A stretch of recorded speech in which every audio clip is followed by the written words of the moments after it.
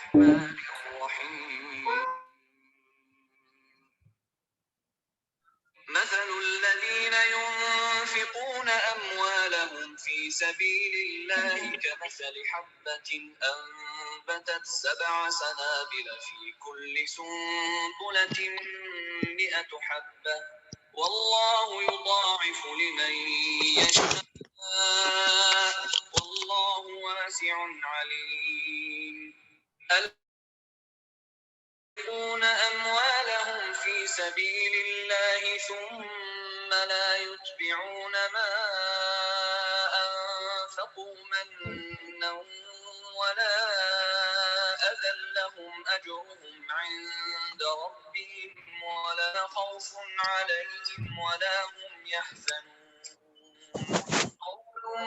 معروف ومغفرة خير من صدقة يتبعها أذى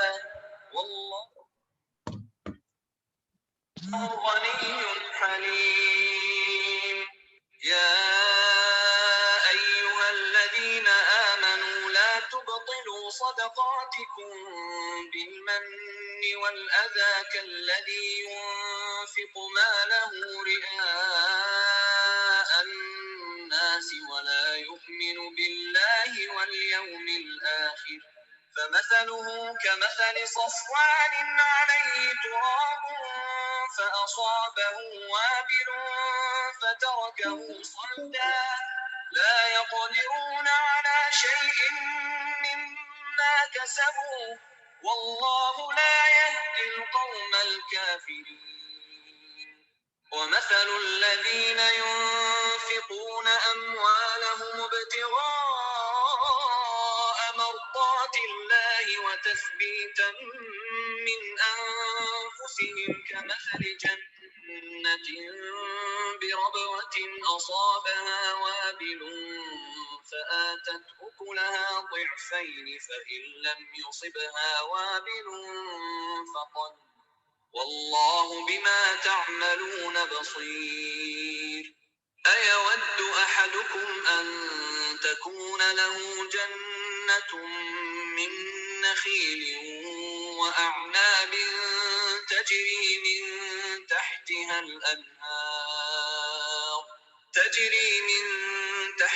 الأنهار له فيها من كل الثمرات وأصابه الكبر وله ذرية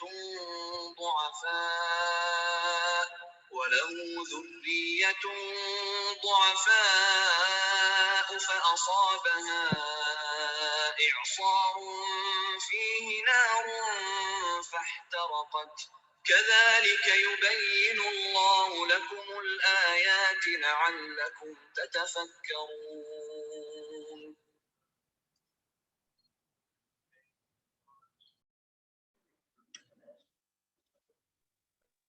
اعوذ باللہ من الشیطان الرجیم بسم اللہ الرحمن الرحیم رب اشرح لی صدری ویسر لی امری واحلل عقدۃ من لسانی یفقهوا قولی رب زدنی علما اللہم ارنا الحق حقا وارزقنا اتباعہ وارنا الباطل باطلا وارزقنا اجتنابہ آمین یا رب العالمین۔ اللہ کا بہت شکر اور بہت احسان ہے کہ اس نے ہمیں عافیت اور خیر کے ساتھ دوبارہ کلام پاک پڑھنے اور اس سے جڑنے کی توفیق دی ہے۔ اللہ تعالیٰ اس کام کو ہمارے لیے آسان بنا دیں، آمین ثم آمین۔ پیاری بہنوں، کل ہم نے دوسرے پارے کا مطالعہ کیا تھا اور اس مطالعے کے بعد تیسرے پارے کا بھی آغاز کر دیا تھا، اور انشاءاللہ تعالیٰ آج ہم تیسرے پارے میں رکوع نمبر 4 سے آگے چلیں گے۔ کل ہم نے مطالعے کے دوران ایک آیت آئی تھی کہ دنیا میں کچھ لوگ ایسے ہوتے ہیں جو اللہ کی رضا پانے کے لیے اپنی جان کو کھپا دیتے ہیں، اور وہ اپنی جان کو اللہ کے لیے لگا دیتے ہیں تاکہ اللہ کی راہ پالے، اللہ کی رضا پالے، مرضات اللہ والی جو آیت آئی تھی۔ تو اس کے پڑھنے کے بعد مجھے اور آپ کو یہ سوچنا ہے کہ آج جو ہم 1 گھنٹہ اپنی زندگی کا نکال کے بیٹھے ہیں، اس گھنٹے کو نہیں بلکہ اپنے آپ کو،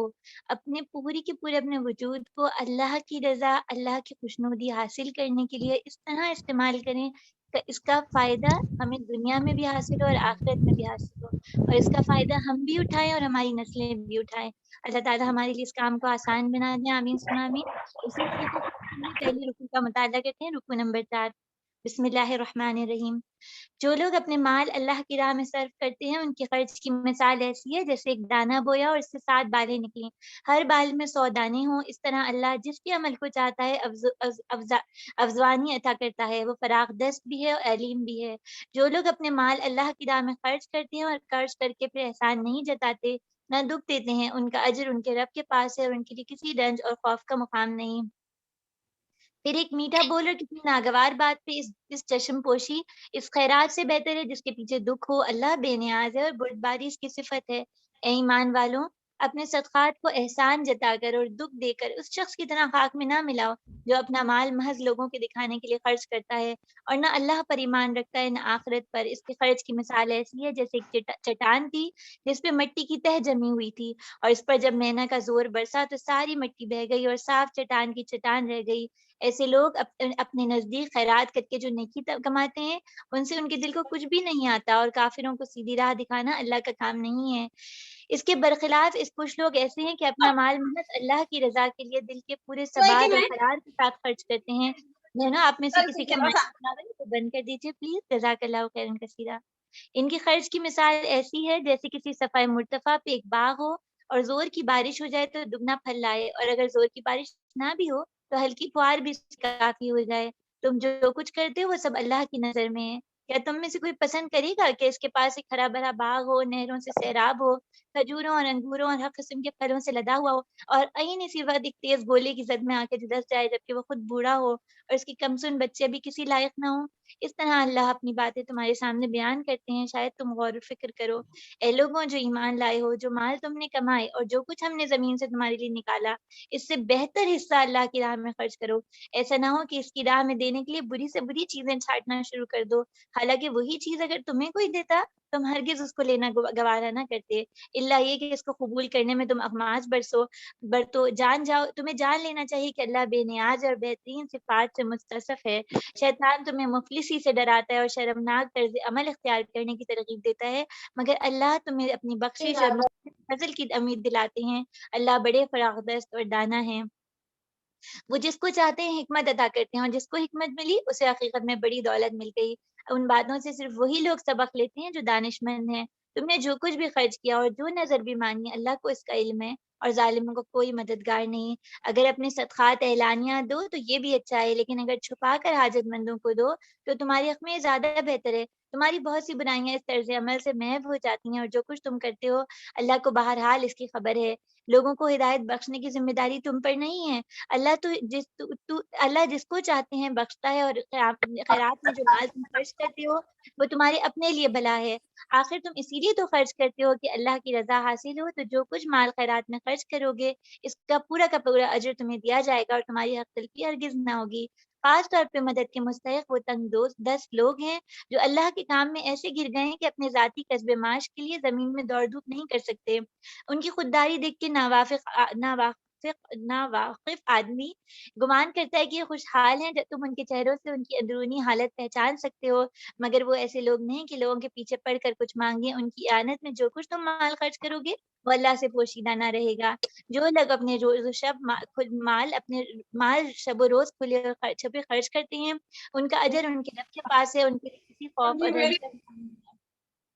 پیاری بہنوں، اب میں سے کسی کا مائک ان میوٹ ہو گیا اسے میوٹ کر لیجیے، جزاک اللہ خیر۔ ان کے لیے کسی خوف اور رنج کا مقام نہیں، مگر جو لوگ سود کھاتے ہیں ان کا حال اس شخص کا سا ہو جاتا ہے جسے شیطان نے چھو کر باولا کر دیا، اور اس حالت میں ان کے مبتلا ہونے کی وجہ یہ ہے کہ وہ کہتے ہیں تجارت بھی تو آخر سود ہی جیسی چیز ہے، حالانکہ اللہ نے تجارت کو حلال کیا اور سود کو حرام کیا۔ لہٰذا جس شخص کو اس کے رب کی طرف سے یہ نصیحت پہنچے اور آئندہ کے لیے وہ سود خوری سے باز آ جائے تو جو کچھ وہ پہلے کھا چکا ہے سو کھا چکا، اس کا معاملہ اللہ کے حوالے، اور جو اس حکم کے بعد پھر اس حرکت کا اعادہ کرے گا وہ جہنمی ہے جہاں وہ ہمیشہ رہے گا۔ اللہ سود کا مٹ مار دیتا ہے اور صدقات کو نشو نما دیتے ہیں۔ اللہ کسی ناشکر بد عمل انسان کو پسند نہیں کرتے۔ ہاں، جو لوگ ایمان لے آئے اور نیک عمل کریں اور نماز قائم کریں اور زکوٰۃ دیں ان کا اجر بے شک ان کے رب کے پاس ہے، اور ان کے لیے کسی خوف اور رنج کا مقام نہیں۔ اے لوگوں جو ایمان لائے ہو، اللہ سے ڈرو اور جو کچھ تمہارا سود لوگوں پر باقی رہ گیا اسے چھوڑ دو، اگر واقعی تم ایمان لائے ہو۔ لیکن اگر تم نے ایسا نہ کیا تو جان جاؤ کہ اللہ اور اس کے رسول صلی اللہ علیہ وآلہ وسلم کی طرف سے تمہارے خلاف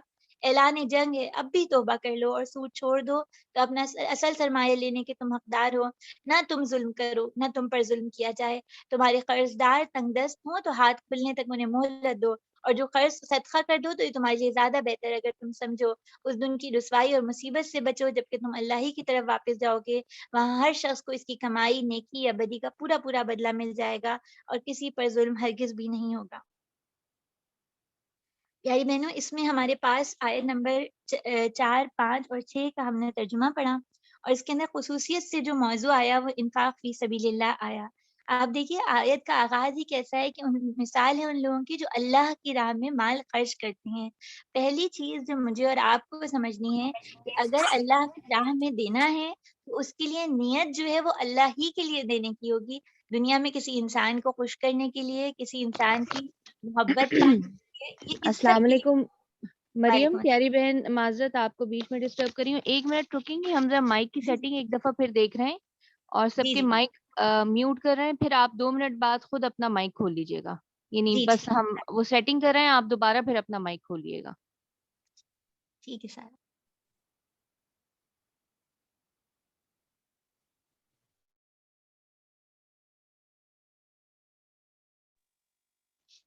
جی مریم کھولیے، اب آپ اپنا مائک کھولیے، انشاءاللہ اللہ کرے کہ اب مائک کسی کا کھلے نہ۔ جزاک اللہ جی سارا انشاء اللہ تعالیٰ۔ اچھا بہنوں دیکھیے ہم اس میں انفاق کی بات کر رہے تھے نا، انفاق کا مطلب ہے اللہ کی راہ میں دینا، اور یہاں پہ خصوصیت سے جو چیز ہے وہ اللہ کی راہ میں دینا ہے، یعنی دنیا کا کوئی فائدہ اس کے اندر نہ ہو۔ اور کل آپ سے یہ بات رکھی تھی کہ انفاق فی سبیل اللہ بالکل اسی طرح ہے جیسے میں یہاں سے اپنے کسی بینک اکاؤنٹ میں کسی اور ملک کوئی منی ٹرانسفر کر دوں یا کوئی قیمتی چیز وہاں بھجوا دوں تاکہ جب میں وہاں پہنچوں، جیسے پاکستان بھجوا دوں، وہاں پہنچوں تو استعمال کر لوں۔ دنیا میں بھی یہ ہوتا ہے کہ اگر آپ کوئی رقم یا کوئی چیز قیمتی لے کے جا رہی ہوں تو گھر میں کوئی بڑا موجود ہوگا، وہ کہے گا بچا کے حفاظت سے لے جانا، سب کی نظروں میں نہ آئے، سب کو دکھاتے ہوئے نہ لے جانا، کیوں؟ تاکہ وہ سیفلی اس جگہ پہ ڈپازٹ ہو جائے جہاں اس کو پہنچنا ہے۔ اللہ تعالیٰ بھی یہی چاہتے ہیں کہ میری اور آپ کی نیت اگر واقعی اللہ کو خوش کرنے کی ہے تو انسانوں کو دکھا کے اس کو گندا اور گدلا نہ کرے۔ اور پھر یہاں پہ ہم دیکھتے ہیں ان تمام آیات میں جو ایک کے بعد ایک آئیں، ان کے اندر اللہ تعالیٰ نے ہمیں نا انفاق کرنے کا، خرچ کرنے کا، اللہ کی راہ میں دینے کی کچھ آداب سکھائے ہیں، اور وہ آداب کون کون سے ہیں؟ اس میں سب سے پہلا ادب تو یہ ہے کہ احسان نہ جتانا، یعنی دینے کے بعد یہ نہ بتاتے رہنا کہ ہم نے کتنا بڑا کمال کیا۔ اور اس میں ساری چیزیں ہیں، بعض دفعہ ہم وقت کسی کو دیتے ہیں اور صرف اللہ کی خاطر دیتے ہیں کہ اللہ تعالیٰ نے کہا ہے بندوں کے غم سنو یا کسی کا کام آ جاؤ، اور پھر ہم بعد میں جتاتے رہتے ہیں ہم تو آپ کے کام آئے، یا ہم یہ محسوس کرتے رہتے ہیں کہ بدلے میں انہوں نے ہمیں کچھ نہیں دیا، جبکہ ابتدا میں ہماری نیت یہ تھی کہ ہم صرف اللہ کے لیے کام کریں گے۔ تو اس چیز کو بھی ہم چیک کریں، اور بعض دفعہ ہم محبتیں دینے میں بھی یہی کرتے ہیں کہ ہم رشتہ داروں کا یا کسی پاس پڑوس کا یا کسی ساتھی کے ساتھ بہت محبت والا یا اچھا رویہ رکھتے ہیں، اور دل میں شروع میں تو یہی امید ہوتی ہے کہ اس کا اجر اللہ سے ملے گا، اور بعد میں پھر یہ بھی ذہن میں آ جاتا ہے کہ ہم نے اتنا اچھا کیا تھا، بدلے میں انہوں نے اچھا نہیں کیا۔ تو زبان پہ آئے نہ آئے، دل میں تو وہ ایک احسان والی اپنی یعنی اپنے آپ کو بہت بڑا سمجھنے کی کیفیت آتی ہے، تو اس کو ہمیں کریکٹ کرنا ہے۔ پھر آداب انفاق میں یہ بھی شامل ہے کہ اس کے بعد اذیت نہ پہنچائی جائے کسی بھی قسم کی، یعنی انسان کی فطرت اتنی کہنا چاہیے کہ کمزور سی یا اتنی کھردلی سی ہے کہ وہ دینے کے بعد سمجھتا ہے کہ میرا بہت بڑا احسان ہے، اب مجھ پہ جائز ہے میں جیسے چاہے تکلیف پہنچاؤں، تو اس کو بھی ہمیں دیکھنا ہوگا۔ اور اللہ تعالیٰ نے یہاں پہ یہ چیز جو بہت پیارا سا ایک کلمہ ہے کہ قولا معروفا و مغفرۃ، اچھی بات کہہ دینا اور درگزر کر دینا ایک ایسے صدقے سے جس کے بعد تکلیف پہنچائی جائے۔ تو میں اور آپ دیکھیں بعض بار ہم اپنے گھروں میں ہی یعنی گھر والوں کے لیے جو کام کر رہے ہوتے ہیں، اگر اللہ کی رضا کے لیے کر رہے ہوتے ہیں، بعض دفعہ گھر میں کوئی بزرگ ہوتا ہے اس کی خدمت کر رہے ہیں، کسی کے چھوٹے بچے کو سنبھال رہے ہیں، کوئی بھی کام جو اس طرح کا کر رہے ہیں،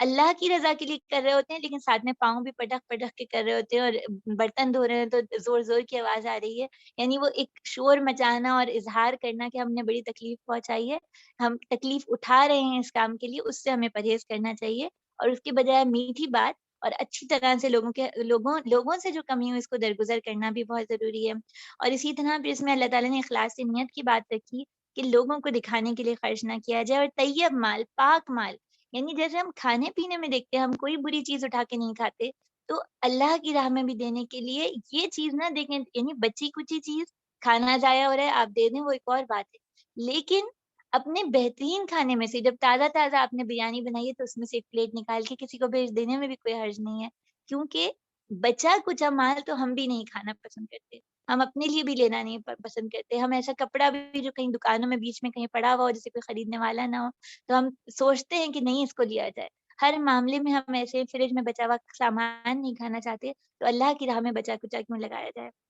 اور پھر اسی طرح اللہ تعالیٰ نے اس میں یہ بھی بتایا ہے کہ چھپا کے صدقہ دینا بہتر ہے، کیوں؟ کیونکہ اس سے دل کی پاکی حاصل ہوتی ہے، کیونکہ وہ حدیث آپ سب کی ذہن میں ہوگی کہ اللہ کے رسول صلی اللہ علیہ وآلہ وسلم نے فرمایا تھا نا، من تصدق یرائی فقد اشرکا، جس نے دکھانے کے لیے صدقہ کیا، لوگوں کو دکھانے کے لیے صدقہ کیا، اس نے در حقیقت شرک کیا۔ اور پھر آج ہم اپنا اور معاشرے کا پورا جائزہ لیں کہ ہمارے ہاں ابھی کورونا کے دوران ہی آپ نے دیکھا ہوگا کہ ڈونیشنز بھی دی گئیں، لوگوں نے راشن بھی تقسیم کیے، تو اس کے بعد کیا حال تھا کہ تصاویر جو ہیں وہ ہر جگہ سجائی جا رہی تھی، اور یہ تک ہوا کہ لوگوں نے اپنے چیک کی تصویر لے کے بھی فیس بک پہ اپلوڈ کر دی کہ ہم کچھ دے رہے ہیں۔ تو اس چیز سے ہمیں اپنے رویے کا جائزہ لینا ہے۔ اور اس کے بعد جو اس میں ایک بہت اہم بات ہے نا کہ صدقہ دیتے ہوئے اللہ تعالیٰ نے کہا ان لوگوں کو دو جو کہ اللہ کی راہ میں اپنے وقت کو اپنی توانائیوں کو کھپا رہے ہیں۔ تو اس سے ہم نے ایک اور ادب یہ سیکھنا ہے کہ جب ہم کسی کے لیے بھی صدقہ دیں، اپنے پاس جو کچھ ہمیں ہمارے رب کریم نے عطا کیا اس میں سے حصہ نکالیں، تو ہم لوگوں کے احوال کا بھی جائزہ لیتے رہیں۔ یعنی ایسا نہ معاملہ ہو کہ بس میرے سامنے جو کسی نے ہاتھ پھیلایا میں نے رکھ دیا، اور جو ہاتھ نہیں پھیلا رہا اور جو اپنے حال کا اظہار نہیں کر رہا، ہم اس کو کچھ دینے والے نہیں ہیں، نہ ہم اس کو وقت دینے والے ہیں، نہ اپنے اچھے اخلاق دینے والے ہیں، نہ مال دینے والے ہیں، کسی چیز میں بھی ایسے شخص کا حصہ نہیں نکال رہے کہ جو زیادہ حقدار ہے۔ اور بہت سارے اخلاق کے معاملے میں تو بہت سے حقدار ہمارے اپنے گھروں کے اندر ہوتے ہیں، تو وہ بھی دیکھنا ہے، اور مال کے معاملے میں بھی بہت سے حقدار ہمارے خاندانوں میں ہوتے ہیں جو ہم سے کہہ نہیں پاتے، تو ان کے اوپر بھی نظر رکھنی ہے۔ پھر اسی طرح پیاری بہنوں اس کے اندر جو ایک اور چیز آتی ہے وہ ربا کا جو ہے وہ سود کے بارے میں آیات آئی تھی، اور بہت سخت آیات ہیں۔ اتنی سخت بات اللہ اور اس کے رسول صلی اللہ علیہ وآلہ وسلم سے جنگ کی بات کسی اور گناہ کے اوپر نہیں آئی ہے۔ اس وقت میں، آپ، ہماری امت پوری کی پوری حالت جنگ میں ہے، کیونکہ ہم نے اپنے آپ کے لیے سود کو جائز کر لیا۔ سود کی کس کس قسم میں ہم پڑے ہوئے ہیں، اور ہم یہ کہتے ہیں سودی نظام کے بغیر تو ہمارا ملک بیٹھ جائے گا، ہم چل ہی نہیں سکتے، ہماری معیشت بیٹھ جائے گی۔ لیکن ایسا نہیں ہے۔ اللہ تعالیٰ نے کیا بتایا؟ اللہ تعالیٰ یہ بتانے کہ سود خور جو ہے نا وہ پاگل سا ہوتا ہے، وہ آخرت میں پاگل سا کھڑا ہوگا۔ خبط کا مطلب یہ ہے، آپ یہ سمجھیے کہ اگر کوئی زلزلہ آ جائے اور آپ ایک ایسے شخص کو دیکھیں کہ لوگ گر رہے ہیں، لوگوں کے اوپر عمارتیں گری ہیں، خون بہ رہا ہے، اور وہ کیا کرے، وہ اس چکر میں پڑا ہوا ہے کہ وہ لوگوں کی جیبوں سے پیسے نکالے اور بھاگ بھاگ کے وہ جمع کر رہا ہو، تو آپ یہی کہیں گی نا کہ یہ عجیب پاگل آدمی ہے، اس کو ہوش ہی نہیں ہے کہ ہو کیا گیا۔ تو بالکل اسی طرح سود خور لوگوں کے پاس سے مال لے رہا ہوتا ہے بغیر اس فکر کے کہ سود دینے کے لیے لوگ کس کس تکلیف سے گزر رہے ہیں اور کس کس آزمائش سے گزر رہے ہیں۔ تو سود خور دنیا میں بھی پاگل ہوتا ہے اور آخرت میں بھی پاگلوں کی طرح اٹھایا جائے گا۔ اللہ تعالیٰ ہمیں سود کی وبا سے اپنی پناہ میں رکھیں، آمین ثم آمین۔ اور اس مسئلہ سود پر آپ ضرور مولانا کی کتاب ہے اس کا مطالعہ کیجیے، بہت اچھی طرح اس کے اندر سے مسائل پتہ چلتے ہیں۔ پھر ہم یہ دیکھتے ہیں کہ جہاں انفاق کی اللہ تعالیٰ نے بات کی، وہاں اللہ تعالیٰ نے پھر یہ بات کہی تھی کہ جو اس طریقے سے انفاق کرے گا، اللہ کی راہ میں دے گا، اللہ کی راہ میں خرچ کرے گا، اس کے لیے پھر کوئی خوف اور غم کا مقام نہیں ہوگا۔ تو ہم اپنے مال میں، اپنے وقت میں، اپنی توانائی، اپنی صلاحیتوں، اپنی جوانی، ہر چیز میں اللہ کی راہ کے لیے حصہ نکالیں۔ اور پھر یہ یہاں تک ہم نے مطالعہ کیا، انشاءاللہ تعالیٰ ہم آگے چلتے ہیں۔ اب رکو نمبر 7 اور 8 کا ہم جو ہے ترجمہ پڑھتے ہیں۔ اے لوگوں جو ایمان لائے ہو، جب کسی مقررہ مدت کے لیے تم آپس میں قرض کا لین دین کرو تو اسے لکھ لیا کرو۔ فریقین کے درمیان انصاف کے ساتھ ایک شخص دستاویز تحریر کرے جسے اللہ نے لکھنے پڑھنے کی قابلیت بخشی ہو۔ اسے لکھنے سے انکار نہیں کرنا چاہیے، وہ لکھے اور املا وہ شخص کرائے جس پر اس کا حق بنتا ہے، یعنی قرض لینے والا۔ اور اور اسے اللہ اپنے رب سے ڈرنا چاہیے کہ جو معاملہ طے ہوا ہے اس میں کوئی کمی بیشی نہ کرے۔ لیکن اگر قرض لینے والا خود نادان یا ضعیف ہو، املا نہ کرا سکتا ہو، تو اس کا ولی انصاف کے ساتھ املا کرائے۔ پھر اپنے مردوں سے 2 آدمیوں کی اس پہ گواہی کر لو، اور اگر 2 مرد نہ ہو تو 1 مرد اور 2 عورتیں ہوں، تاکہ ایک بھول جائے تو دوسری اسے یاد دلا دے۔ یہ گواہ ایسے لوگوں میں سے ہونے چاہیے جن کی گواہی تمہارے درمیان مقبول ہو۔ گواہوں کو جب گواہ بننے کے لیے کہا جائے تو انہیں انکار نہیں کرنا چاہیے، معاملہ خواہ چھوٹا ہو یا بڑا۔ میعادی تعین کے ساتھ اس کی دستاویز لکھنے میں تساہل نہ کرو۔ اللہ کے نزدیک یہ طریقہ تمہارے لیے زیادہ مبنی پر انصاف ہے، اس سے شہادت قائم ہونے میں زیادہ سہولت ہوتی ہے اور تمہارے شکوک و شبہات میں مبتلا ہونے کا امکان کم رہ جاتا ہے۔ ہاں، جو تجارتی لین دین دست بدست تم لوگ آپس میں کرتے ہو اس کو نہ لکھا جائے تو کوئی حرج نہیں، مگر تجارتی معاملہ کرتے وقت گواہ کر لیا کرو، کاتب اور گواہ کو نہ ستایا جائے، ایسا کرو گے تو گناہ کا ارتکاب کرو گے۔ اللہ کے غضب سے بچو، وہ تم کو صحیح طریقے کی تعلیم دیتا ہے، اسے ہر چیز کا علم ہے۔ اگر تم سفر کی حالت میں ہو اور دستاویز لکھنے کے لیے کوئی کاتب نہ ملے تو رہن بالقبض پہ معاملہ کر لو، اور اگر تم میں سے کوئی شخص دوسرے پہ بھروسہ کرے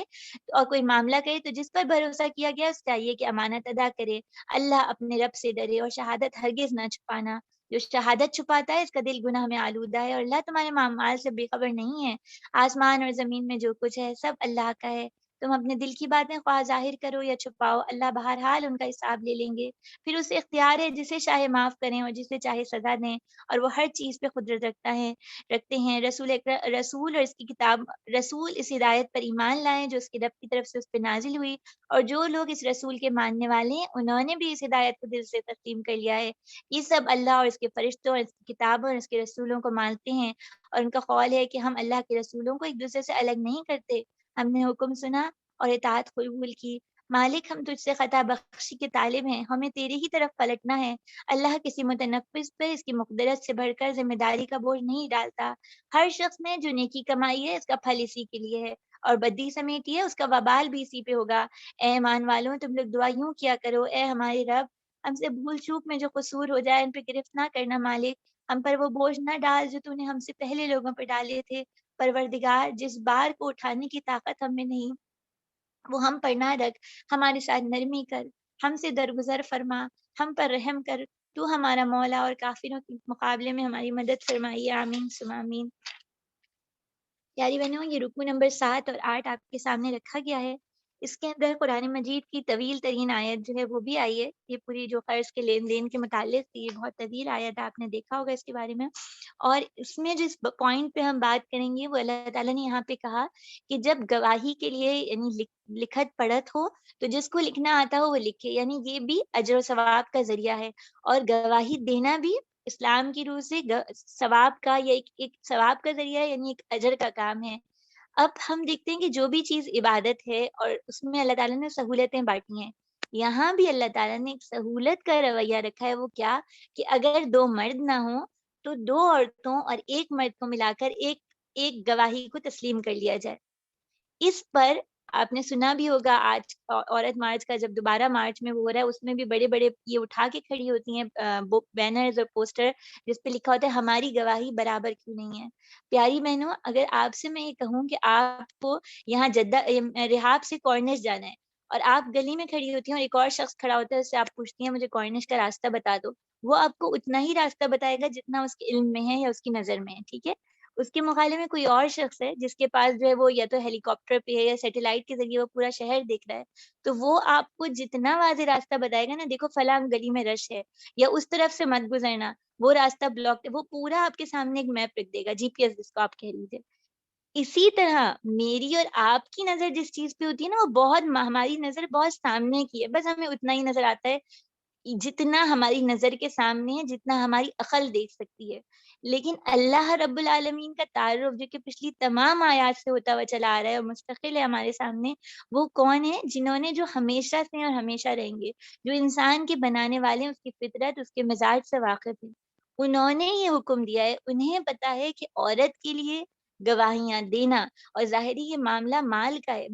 مال کے معاملے میں مرد کس طرح یعنی لوگ کس طرح رویہ رکھ رہے ہوتے ہیں، کس قدر لڑائی جھگڑا ہوتا ہے، اس میں ایک عورت کو بطور گواہ ڈال دینا، جبکہ عورت کے ساتھ بہت ساری چیزیں بھی ہوتی ہیں، اس کی اولاد کا بھی معاملہ ہوتا ہے، یعنی جب وہ شادی نہیں ہوئی ہوتی تب اس کا مزاج کچھ اور ہوتا ہے، شادی کے بعد کچھ اور ہوتا ہے۔ اللہ تعالیٰ عورت کے مزاج کے مطابق، اس کی کمزوری کو جانتے ہوئے، اس کی حساب سے اسے رعایت دے رہے ہیں کہ 2 عورتیں ایک دوسرے کا سہارا بنتے ہوئے یہ کام کریں، اور یہ اللہ نے سہولت دی تھی۔ آج ہم اپنی سوچ کے مطابق چلتے ہوئے، گمراہی کے راستے پہ چلتے ہوئے اس بات پہ اعلان جنگ کرتے ہیں کہ ہماری گواہی مرد کے برابر کی نہیں، جبکہ یہاں پہ نا گواہیوں کا بھی فرق ہے۔ کچھ معاملے میں سمجھیے گا، جیسے بچے کی ولادت کی گواہی ہے وہ ایک عورت کی یعنی مرد کے برابر سمجھی جائے گی، کیونکہ یہ وہ معاملہ ہے جو عورت زیادہ بہتر جانتی ہے۔ چاند کی جو گواہی ہوتی ہے اس کے بارے میں بھی کہا جاتا ہے کہ چاند عورت بھی دیکھے اور مرد بھی دیکھے تو برابر مان لی جائے گی۔ اسی طرح مفسرین نے کیٹیگرائز کیا ہوا ہے کہ کن حالتوں میں دو عورتیں ایک مرد کے برابر ہوں گی اور کن حالتوں میں نہیں ہوں گی۔ اللہ تعالیٰ ہمیں ان چیزوں کو سمجھنے والا بنائے، آمین ثم آمین۔ پھر اسی طرح دیکھیے آخر میں جو آیات ہیں، للہ ما فی السماوات و ما فی الارض والارض والی آیت جو ہے، یہ اس کی فضیلت اللہ کے رسول صلی اللہ علیہ وآلہ وسلم نے فرمایا تھا کہ سورہ بقرہ کی 2 آخری آیات رات میں پڑھ لی جائیں، اسے ہر آفت سے بچانے کے لیے کافی ہو جاتی ہیں۔ اور یہ آیات مجھے اور آپ کو جو سبق سکھاتی ہیں نا، دیکھیے اس میں ایک بڑا پیارا سا جملہ ہے، لا یکلف اللہ نفسا الا وسعها۔ دن بھر جو کچھ بھی ہوا، جو بھی معاملے رہے، رات کو سوتے ہوئے انسان اپنی ساری پریشانیاں اور گھبراہٹیں اللہ کے سپرد کرتے ہوئے یہ سکون سے سوچے کہ اللہ میرے اوپر کبھی وہ بوجھ نہیں ڈالیں گے، اور اللہ تعالیٰ ڈالتے بھی نہیں ہیں، جس کی میں متحمل نہیں ہوں، جس کو میں اٹھا نہ سکتی ہوں۔ اس اطمینان کے ساتھ سو جاؤ اور پھر اللہ کے حوالے کر دے تو اللہ ہی سب کاموں کو درست کرنے والے ہیں۔ پیاری بہنوں، اس کے بعد سورہ آل عمران کا آغاز ہو رہا ہے، سورہ بقرہ کا اختتام ہو گیا ہے۔ سورہ بقرہ اور سورہ آل عمران یہ 2 جوڑی دار صورتیں ہیں، ان کے مزاج بھی یکساں ہیں۔ سورہ بقرہ میں یہود سے خطاب تھا، سورہ آل عمران میں نصارہ سے خطاب تھا۔ سورہ بقرہ اور سورہ آل عمران کسی بھی دین کے داعی کے لیے، لوگوں کو اللہ کے دین کی طرف بلانے کے لیے، دین کی سمجھ بوجھ رکھنے کے لیے بہت ضروری ہے کہ خوب ٹھہر ٹھہر کے سوچ اور سمجھ کے اس کو پڑھا جائے اور اس پہ تفکر کیا جائے۔ تو اس کام کو اللہ تعالیٰ ہمارے لیے آسان بھی بنائے، آمین ثم آمین۔ سورہ آل عمران کا آج آغاز ہے اور آج کا دن جو ہے نا دعاؤں کا دن ہے۔ اس صورت میں بار بار دعاؤں کا ذکر آئے گا۔ ابھی سورہ بقرہ کا اختتام بھی ایک دعا پر ہوا ہے۔ میں اور آپ بھی جو 1 گھنٹہ بیٹھ رہے ہیں، دل میں اللہ تعالیٰ سے رجوع کرتے رہیں اور اپنی دعا اللہ سے کرتے رہیں، اللہ تعالیٰ دلوں کا حال سننے والے ہیں۔ ہم اس کا پہلا اور دوسرا اور تیسرا رکوع جو ہے وہ ہم پڑھ لیتے ہیں۔ الف لام میم، بسم اللہ الرحمن الرحیم۔ الف لام میم، اللہ وہ زندہ و جاوید ہستی ہے جو نظام کائنات کو سنبھالے ہوئے ہیں، در حقیقت اس کے سوا کوئی خدا نہیں۔ انہوں نے آپ پر یہ کتاب نازل کی ہے جو حق لے کر آئی ہے اور اس کتاب کی تصدیق کر رہی ہے جو پہلے سے آئی تھی۔ اس سے پہلے وہ انسانوں کی ہدایت کے لیے تورات اور انجیل نازل کر چکے ہیں، اور اس نے وہ کسوٹی اتاری ہے جو حق اور باطل کا فرق دکھانے والی ہے۔ اب جو لوگ اللہ کے فرامین کو قبول کرنے سے انکار کریں گے انہیں سخت سزا ملے گی۔ اللہ بے پناہ طاقت کے مالک ہیں اور برائی کا بدلہ دینے والے ہیں۔ زمین اور آسمان کی کوئی چیز اللہ سے پوشیدہ نہیں ہے، وہی تو ہے جو تمہیں تمہاری ماؤں کے پیٹوں میں تمہاری صورت جیسی چاہتا ہے بناتا ہے۔ اس زبردست حکمت والے کے سوا کوئی اور رب نہیں ہے۔ وہی خدا ہے جس نے کتاب تم پر نازل کی۔ اس کتاب میں 2 طرح کی آیات ہیں، ایک محکمات جو اصل کتاب کی بنیاد ہیں، اور دوسری متشابہات۔ جن لوگوں کے دلوں میں ٹیڑھ ہے وہ فتنے کی تلاش میں ہمیشہ متشابہ کے پیچھے پڑے رہتے ہیں اور ان کو معنی پہنانے کی کوشش کیا کرتے ہیں، حالانکہ ان کا حقیقی مفہوم اللہ کے سوا کوئی نہیں جانتا۔ بخلاف اس کے جو لوگ علم میں پختہ کار ہیں وہ کہتے ہیں ہمارا ان پر ایمان ہے، یہ سب ہمارے رب کی طرف سے، اور سچ یہ ہے کہ کسی چیز سے صحیح سبق صرف دانش مند لوگ حاصل کرتے ہیں۔ وہ اللہ سے دعا کرتے ہیں، پروردگار جب تو ہمیں سیدھے راستے پہ لگا چکا ہے تو پھر ہمارے دلوں میں کجی نہیں ڈالیے گا، ہمیں اپنے خزانہ فیض سے رحمت عطا کیجیے، آپ ہی فیاض حقیقی ہیں۔ پروردگار یقیناً آپ سب لوگوں کو ایک روز جمع کرنے والے ہیں جس کے آنے میں کوئی شبہ نہیں، تو آپ ہرگز اپنے وعدے سے پلٹنے والے نہیں ہیں۔ اس کے بعد جو ہے رکو نمبر 2 ہے، ان لوگوں نے کفر کا رویہ اختیار کیا، جن لوگوں نے کفر کا رویہ اختیار کیا انہیں اللہ کے مقابلے میں ان کا مال کچھ کام نہ دے گا، نہ اولاد، وہ دوزخ کا ایندھن بن کے رہیں گے، ان کا انجام ویسا ہی ہوگا جیسے فرعون کے ساتھیوں اور ان سے پہلے کے نافرمانوں کا ہو چکا ہے۔ انہوں نے آیات الہی کو جھٹلایا، نتیجہ یہ ہوا اللہ نے ان کی گناہوں پہ انہیں پکڑ لیا۔ حق یہ ہے کہ اللہ سخت سزا دینے والا ہے۔ بس محمد صلی اللہ علیہ وآلہ وسلم، جن لوگوں نے آپ کی دعوت کو قبول کرنے سے انکار کیا ان سے کہیے کہ قریب ہے وہ وقت جب تم مغلوب ہو جاؤ گے اور جہنم کی طرف آگے جاؤ گے، اور جہنم بہت برا ٹھکانہ ہے۔ اللہ تعالیٰ ہم سب کو اس سے پناہ میں رکھے، آمین ثم آمین۔ تمہارے لیے ان 2 گروہوں میں ایک نشان عبرت تھا جو بدر میں ایک دوسرے سے نمبر آزما ہوئے، ایک گروہ اللہ کی راہ میں لڑ رہا تھا، دوسرا گروہ کافر تھا۔ دیکھنے والے بچش میں سر دیکھ رہے تھے کہ کافر گروہ مومن گروہ سے 2 چند ہے، مگر نتیجے نے ثابت کیا کہ اللہ اپنی فتح و نصرت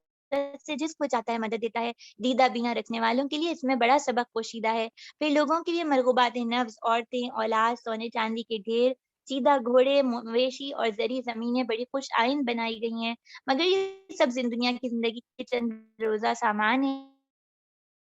جو حقیقت تو اللہ کے پاس ہے، کہوں گے ان کے لیے ان کے رب کے پاس باغ ہیں جن کے نیچے نہریں بہتی ہوں گی اور انہیں وہاں ہمیشہ کی زندگی حاصل ہوگی، پاکیزہ بیویاں ان کی رفیق ہوں گی اور اللہ سے وہ سرفراز ہوں گے۔ اللہ اپنے بندوں کے رویے پہ گہری نظر رکھتے ہیں۔ یہ وہ لوگ ہیں جو کہتے ہیں مالک ہم ایمان لائے، ہماری خطاؤں سے درگزر فرمائیے، ہمیں آتش دوزخ سے بچا لیجیے، آمین ثم آمین۔ یہ لوگ صبر کرنے والے ہیں اور راست باز ہیں، فرما بردار ہیں اور فیاض ہیں، اور رات کی آخری گھڑیوں میں اللہ سے مغفرت کی دعا مانگتے ہیں۔ اللہ نے خود شہادت دی ہے کہ اس کے سوا کوئی رب نہیں، اور یہی شہادت فرشتوں اور اہل علم نے دی ہے، اور انصاف پر قائم ہے۔ اس زبردست حکیم کے سوا فی الواقع کوئی خدا نہیں۔ اللہ کے نزدیک دین صرف اسلام ہے، اور اس دین سے ہٹ کر جو طریقے ان لوگوں نے اختیار کیے جنہیں کتاب دی گئی، ان کے اس طرز عمل کی کوئی وجہ اس کے سوا نہ تھی کہ انہوں نے علم آ جانے کے بعد آپس میں ایک دوسرے پر زیادتی کرنے کے لیے ایسا کیا جو اللہ کے احکام و ہدایات کی اطاعت سے انکار کرے۔ اللہ کو اس سے حساب لیتے دیر نہیں لگتی۔ اب اگر یہ لوگ تم سے جھگڑا کریں تو ان سے کہو میں نے اور میرے پیرووں نے جو نے اللہ کے آگے سر تسلیم خم کر دیا ہے۔ پھر اہل کتاب اور غیر اہل کتاب دونوں سے پوچھو کیا تم نے بھی اطاعت اور بندگی قبول کی؟ اگر کی تو راز باز پا گئے، اگر اس سے منہ موڑا تو پھر یہ صرف پیغام پہنچا دینے کی ذمہ داری تھی، آگے اللہ خود اپنے بندوں کے معاملات دیکھ لیں گے۔ پیاری بہنوں، رکوع نمبر 1 اور 2 آپ کے سامنے رکھا گیا ہے، آیت نمبر 20 تک یہاں پر، اور سورہ آل عمران کا یہ پس منظر ذہن میں رکھیے گا کہ نجران سے عیسائیوں کا ایک گروہ آیا تھا نبی کریم صلی اللہ علیہ وآلہ وسلم کے پاس، اور ان سے گفتگو کی، اور وہ ٹھہرے تھے اللہ کے رسول صلی اللہ علیہ وآلہ وسلم کے پاس، اور کافی دن یہ مذاکرات چلے۔ تو اسی حوالے سے آیات میں بار بار ان کے یعنی جو قائد ہیں ان کی کریکشن کی گئی ہے۔ بالکل ابتدا میں دیکھیے اللہ تعالیٰ فرما رہے ہیں حی القیوم کا لفظ آیا ہے کہ اللہ تعالیٰ حی اور قیوم ہے، یعنی ہمیشہ سے ہیں اور قائم ہستی ہیں۔ نصارہ یہ کہتے تھے حضرت عیسیٰ علیہ السلام جو ہیں وہ رب ہیں، اللہ کے ساتھ انہوں نے تثلیث کا جو ایک کانسیپٹ بنایا ہوا تھا، تو اس کو کریکٹ کیا گیا کہ اگر حضرت عیسیٰ علیہ السلام واقعی رب ہوتے تو نہ تو وہ حی ہیں نہ القیوم ہے، یعنی نہ تو ان میں ہمیشہ والی صفات ہے اور نہ قائم رہنے والی صفت ہے، اور یہ اللہ کا وہی اسم اعظم میں اس کو کہا جاتا ہے، یہ اللہ کا وہ نام ہے جس کے نام کے ساتھ حضرت نبی کریم صلی اللہ علیہ وآلہ وسلم بدر میں دعا کر رہے تھے۔ پھر اسی طرح آیت میں دیکھیے یصورکم فی الارحام، یہاں پہ اللہ تعالیٰ آیت نمبر 6 میں یہ کہہ رہے ہیں کہ جس طرح چاہتے ہیں تمہیں ماؤں کے پیٹ میں بناتے ہیں۔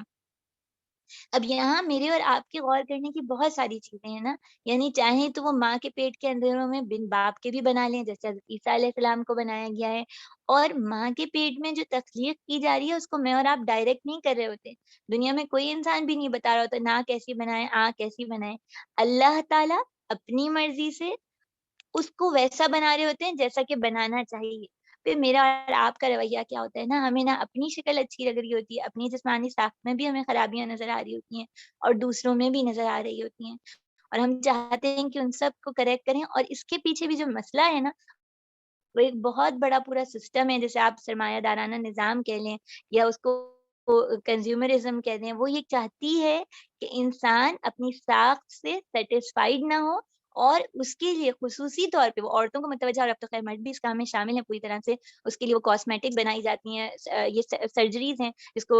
یعنی اپنی ساخت میں تبدیلی کروا لے انسان مطمئن نہ ہو پائے۔ اور اگر آپ اس کا ڈیٹا دیکھیں، اس وقت دنیا کی سب سے بڑی صنعت جس پہ پیسہ کمایا جا رہا ہے وہ یہ ساری جو بیوٹی پروڈکٹس ہوتی ہیں وہ ہیں، تو انسان اگر اس بات پہ راضی ہو جائے کہ اللہ نے جیسا بنایا ہے وہی میرے لیے درست ہے، تو اس کے لیے بہت سکون اور اطمینان کا ذریعہ ہو جائے گا۔ پھر اسی طرح دیکھیے کہ یہاں پر ہمیں یہ بھی سوچنا ہے کہ بنانے والی ذات اللہ کی تھی نا، تو اور یعنی انسانی ساخت میں کئی اسٹیجز آتے ہیں، جب انسان بہت سارے جانوروں سے مماثل ہوتا ہے لیکن اللہ اس کو صحیح ساخت میں پیدا کر دیتے ہیں، تو زندگی میں ہمیں اولاد کے معاملے میں بعض دفعہ انسان آپ کے داماد یا بہو کوئی بھی ایسا رشتہ ہوتا ہے جب انسان یہ سوچتا ہے یہ شخص تو ناقابل حل ہے، اس کا نہ مزاج بدلا جا سکتا ہے نہ اس کا رویہ درست کیا جا سکتا ہے، اس وقت ہم اللہ پر توکل کرنا بھول جاتے ہیں جس نے اندھیروں میں ماں کے پیٹ کے اندھیروں میں انسان کی تخلیق کی، وہ بعد میں بھی دل بدل سکتا ہے، اور یہ اس چیز پر ہمیں غور کرنا چاہیے۔ پھر اسی طرح ہم دیکھتے ہیں کہ یہاں پہ 2 طرح کی آیات کا ذکر آیا، محکمات اور متشابہات۔ یہاں پہ کیا ہے کہ محکم آیات کون سی ہیں جن کے اندر بالکل واضح حکم ہو، یعنی امر ہو یا منع کیا گیا ہو، کسی چیز سے روکا گیا ہو، احکام اور مسائل ہوں، واضح طور پہ بات بالکل سمجھ آ جاتی ہو، جیسے ہے کہ صبر اور نماز سے مدد لو، ایک چیز نظر آ گئی اس کو سمجھ آ گئی۔ دوسری چیزیں کیا ہوتی ہیں، جیسے اللہ کیسے ہیں، قیامت کیسے آئے گی، جنت کیسی ہوگی اور اللہ کے ہاتھ ہیں یا نہیں، یہ بھی بحثیں ہوتی ہیں اور لوگ کرتے رہے ہیں، اور آج بھی پہلے بھی ماضی میں بھی کرتے رہے اور ابھی بھی کرتے رہے۔ اللہ تعالیٰ یہ کہتے ہیں کہ قرآن مجید میں حروف مقطعات بھی اس میں شامل ہیں۔ تو اللہ تعالیٰ یہ کہہ رہے ہیں، اور اسی طرح آپ دیکھیے عیسائیوں کا کانسیپٹ تھا کہ حضرت عیسیٰ جو ہیں وہ روح اللہ ہیں، تو یعنی اس لفظ کو پکڑ کے انہوں نے کیا سے کیا بنا دیا۔ اللہ تعالیٰ یہ بتا رہے ہیں کہ یہ ٹیسٹ ہے، یہ چھلنی ہے، اس میں سے جو عقل والے ہوتے ہیں، اولو الالباب ہوتے ہیں، راسخون فی العلم ہوتے ہیں، یعنی علم میں راسخ ہوتے ہیں، وہ سب پہ ایمان لاتے ہیں اور کہتے ہیں تو جو اس میں واضح حکم ہے وہ بھی اللہ کی طرف سے، اور جو حکم واضح نہیں ہے وہ بھی اللہ کی طرف سے۔ کیونکہ دیکھیے بعض متشابہات ایسے ہیں جو قیامت تک آہستہ آہستہ سالو ہو جائیں گے۔ جیسے پہلے یہ ہم دیکھتے ہیں قرآن مجید میں ایسے آیت آتی ہے نا کہ زمین اور آسمان تیر رہے ہیں، تو وہ اس وقت کے لوگوں کو نہیں سمجھ آتی ہوگی، لیکن آج میں اور آپ دیکھتے ہیں جب پورا جو پلانٹ کا سسٹم دیکھتے ہیں ہمیں سمجھ آ جاتی ہے۔ تو بہت سی متشابہات سالو بھی ہوتی جائیں گی، بہت سی کبھی بھی نہیں ہوں گی، بہت سی کے لیے ہمیں منع کیا گیا ان کی کھوج میں پڑھنے کا۔ ہمیں جو رویہ سیکھنا ہے وہ یہ سیکھنا ہے جس کے لیے راسخون فی العلم کی ہے، اور اس کو آپ چاہیں تو ہائی لائٹ بھی کیجیے گا۔ سورہ بقرہ میں بار بار ایمان اور عمل کی دعوت تھی، اور یہاں سورہ آل عمران میں علم کی بھی بہت بات آئے گی، اور یہ بتایا جائے گا راسخون فی العلم ایسے جیسے کچے چاول جب پانی پی لیتے ہیں اور آپ انہیں پکا لیتی ہیں تو چاول سے پانی الگ نہیں کر سکتی نا، نکال نہیں سکتی۔ تو راسخون فی العلم بھی وہ لوگ ہیں جن کے اندر علم، اور یہ کون سا علم ہے؟ اللہ کی ذات پر یقین، اور یعنی یہ کوئی ڈگری نہیں ہے جیسے دنیاوی ڈگری سے ہم سمجھ لیں کہ ہاں یہ علم کی کوالیفیکیشن ہے، بلکہ یہ وہ علم ہے جو اللہ کے حوالے سے، اللہ پہ یقین کے حوالے سے ہے۔ یہ علم ان کی ذات میں بالکل پیوست ہو جاتا ہے، تو پھر وہ نا بس وہ یعنی جس طرح یہاں پہ آیت میں بھی آیا ہے نا، وہ کہتے ہیں کل من عند ربنا، وہ سب کے سب کو قبول کر لیتے ہیں۔ اور آگے جو آیت آئے گی وہ ان راسخون فی العلم کی، اولو الالباب کی دعا آئے گی۔ اولو الالباب کون سے ہیں؟ عقل والے لوگ، اور سورہ آل عمران میں آگے بھی اس کی ایکسپلینیشن آئے گی، انشاءاللہ ہم اس کو پڑھیں گے۔ تو وہ کیسے لوگ ہیں کہ وہ یہ کہتے ہیں کہ یعنی ہماری عقل جو ہے نا وہ اپنی عقل کو نہیں سمجھتے، بلکہ وہ سمجھتے ہیں جو اللہ ہمیں علم دیں گے وہی وہ علم ہے جو کہ ضروری ہے اور جس کے ذریعے انسانیت کی کامیابی حاصل ہو سکتی ہے۔ اور دیکھیے پیاری بہنوں، یہ جو دعا ہے، یہ اس دعا کو پڑھتے ہوئے اس کو کھولتی ہوں، یہ جو یہاں پر ربنا لا تزغ قلوبنا ہے، اس کو پڑھتے ہوئے یہ ذہن میں رکھیے گا کہ یہ راسخون فی العلم کی دعا ہے، ان لوگوں کی دعا ہے جو محکمات اور متشابہات کو قبول کرتے ہیں، لیکن اس کے باوجود وہ اتنا ڈرتے ہیں اپنے ایمان کے بارے میں کہ آج تو میرا ایمان صحیح ہے، کل میں گڑبڑ نہ جاؤں، میرا خاتمہ برا نہ ہو جائے۔ اللہ تعالیٰ اس بات سے ہم سب کو پناہ میں رکھیں۔ لیکن یہ چیز کہ اپنے ایمان پر، اپنے عمل پر، اپنے علم پر مطمئن نہ ہو جانا عقل والوں کا طریقہ ہے۔ انسان بہت جلدی سے چینج ہو سکتا ہے، اور ہم دیکھتے ہیں نبی کریم صلی اللہ علیہ وآلہ وسلم کی وہ دعا بھی ہم تک پہنچتی ہے نا، یا مقلب القلوب ثبت قلبی علی دینی، کہ اے میرے رب مجھے دین پر جما دیجیے۔ تو اس کو بھی دیکھنا چاہیے، اور متشابہات کے بارے میں حدیث بھی آپ کے سامنے ہے کہ اللہ کے رسول صلی اللہ علیہ وآلہ وسلم نے دیکھا تھا کہ جو لوگ حضرت عائشہ سے مروی کہ جب تم ایسے لوگوں کو دیکھو جو متشابہ آیت کے پیچھے پڑ گئے تو یاد رکھو یہی وہ لوگ ہیں جن کا اللہ تعالیٰ نے اس آیت میں ذکر کیا ہے، ان سے بچتے رہو۔ یہ خصوصی طور پہ آج کے دور میں اس لیے یاد رکھنا ضروری ہے کہ آج پورا ایک فتنہ یہ بھی ہے کہ لوگوں کو ان باتوں میں الجھا دیا جائے کہ انگلی کی ٹپ پہ کتنے فرشتے آئیں گے، باقاعدہ ایسے لیکچرز موجود ہیں، اور اصل کام کی بات کو لوگ بھول جائیں۔ پھر اسی طرح ہم دیکھتے ہیں اس میں ایک اور چیز جو ہے وہ، اچھا بس اب اس کے بعد ہم اس کے آگے چلتے ہیں، ہمارے پاس رکوع نمبر 3 جو ہے اس کا مطالعہ کرتے ہیں۔ جو لوگ اللہ کے احکام اور ہدایات سے انکار کرتے ہیں، ان کے اور اس کے پیغمبروں کو ناحق قتل کرتے ہیں، ایسے لوگوں کی جان کے در پہ ہوتے ہیں جو خلق خدا میں عدل اور راستے کا حکم دینے کے لیے اٹھے ہیں، ان کو دردناک سزا کی خوشخبری سنا دو۔ یہ وہ لوگ ہیں جن کے اعمال دنیا اور آخرت دونوں میں ضائع ہو گئے، اور ان کا مددگار کوئی نہیں۔ تم نے دیکھا جن لوگوں کو کتاب کے علم میں سے کچھ حصہ ملا ہے، ان کا کیا حال ہے؟ انہیں جب کتاب الہی کی طرف بلایا جاتا ہے تاکہ وہ ان کے درمیان فیصلہ کرے تو ان میں سے ایک فریق پہلو تہی کرتا ہے اور اس فیصلے کی جانب سے منہ پھیر جاتا ہے، اور ان کا یہ طرز عمل اس وجہ سے وہ کہتے ہیں آتش دوزخ تو ہمیں کبھی مس نہ کرے گی، اور دوزخ کی عذاب ہم اگر مل بھی گئی تو بس چند روز۔ ان کے خود ساختہ عقیدوں نے ان کو اپنے دین کے معاملے میں غلط فہمیوں میں ڈال رکھا ہے، مگر کیا بنے گی ان پر جب انہیں اس روز جمع کیا جائے گا جس کا آنا یقینی ہے۔ اس روز ہر شخص کو اس کی کمائی کا بدلہ پورا پورا دیا جائے گا اور کسی پہ ظلم نہ ہوگا۔ کہو خدایا مالک کے ملک کے مالک تو جسے چاہے حکومت دے اور جسے چاہے چھین لے، جسے چاہے عزت بخشے اور جسے چاہے ذلیل کر دے، بھلائی آپ کے اختیار میں، بے شک آپ ہر چیز پر قادر ہیں۔ رات کو دن میں پرو لاتے ہیں اور دن کو رات میں، جاندار میں سے بے جان کو نکالتے ہیں اور بے جان میں سے جاندار کو، اور جسے چاہتے ہیں بے حساب رزق دیتے ہیں۔ مومنین اہل ایمان کو چھوڑ کر کافروں کو اپنا دوست اور رفیق ہرگز نہ بنانا، جو ایسا کرے گا اس کا اللہ سے کوئی تعلق نہیں۔ ہاں یہ معاف ہے کہ تم ان کے ظلم سے بچنے کے لیے بظاہر ایسا طرز عمل اختیار کرو، مگر اللہ تمہیں اپنے آپ سے ڈراتا ہے اور تمہیں اسی کی طرف پلٹ کے جانا ہے۔ اے نبی کریم صلی اللہ علیہ وآلہ وسلم، لوگوں کو خبردار کر دیجئے کہ جو کچھ تمہارے دلوں میں ہے اسے خواہ تم چھپاؤ یا ظاہر کرو، اللہ بہرحال اسے جانتا ہے۔ زمین اور آسمان کی کوئی چیز اس کے علم سے باہر نہیں، اس کا اقتدار ہر چیز پر حاوی ہے، اور وہ دن آنے والا ہے جب ہر نفس اپنے کیے کا پھل حاضر پائے گا، خواہ اس نے بھلائی کی ہو یا برائی کی ہو۔ اس روز آدمی یہ تمنا کرے گا کہ کاش یہ دن اس سے بہت دور ہوتا۔ اللہ تمہیں اپنے آپ سے ڈراتا ہے اور وہ اپنے بندوں کا نہایت خیر خواہ ہے۔ پیاری بہنوں، یہاں پہ ایک بہت قیمتی قل اللہم مالک الملک والی آیت آئی ہے، اس کو ضرور اگر حفظ نہیں کیے تو اس کو یاد کیجیے اور اپنے گھر میں بھی افراد کو یاد کروائیے۔ یہاں پہ اللہ تعالیٰ نے بہت خوبصورت اپنا تعارف کروایا ہے، اور اس تعارف کے ساتھ ایک چیز جوڑی ہے جس کو مجھے اور آپ کو سمجھنا ہوگا کہ دیکھیے پیچھے کی آیات میں بھی آپ نے دیکھا ہوگا، پیچھے آیات آئی تھی کہ اللہ تعالیٰ نے انسان کے نفس میں کچھ محبتیں رکھی ہیں، جس میں جو ہے مال مویشی ہیں، خواتین ہیں، اور نشاندار گھوڑے ہیں جس کو آپ سواریاں آپ کہنے ہیں، کارز ہیں جو کہ بالکل لیٹسٹ ماڈل کارز ہیں، یہ ساری چیزیں اللہ نے اس کے نفس میں رکھی ہیں۔ اور اللہ نے رکھی ہیں تو ان آیات کے بعد دل میں سوال آتا ہے کیوں رکھی ہے، تو یہ اس رب کا تعارف بھی ہے۔ وہ رکھی اس لیے ہے کہ انسان اس کے ذریعے رب کی رضا چاہنے والا بن جائے، اور اس کے لیے اللہ تعالیٰ نے پھر انہی آیات میں کنٹرول سسٹم بھی بتایا تھا کہ صبر ہے اور صدق ہے اور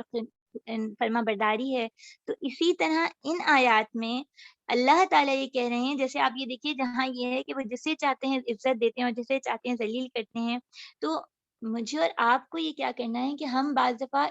ان چیزوں کی محبت میں جن کا اوپر ذکر آیا، شہوات یا ڈیزائر، اس لیے پڑ جاتے ہیں کہ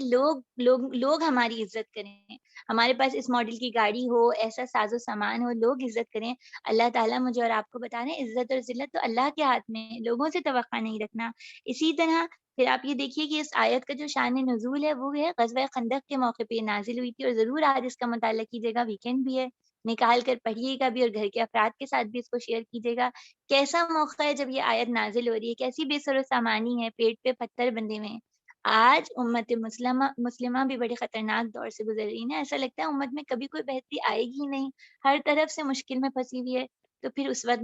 مجھے اور آپ کو اس آیت پہ یقین بھی کرنا ہے اور اللہ پر اعتماد بھی کرنا ہے کہ اگر اللہ سے جڑیں گے، اللہ کو سمجھ لیں گے، اللہ کی ذات سے جڑنے والے بن جائیں گے، اللہ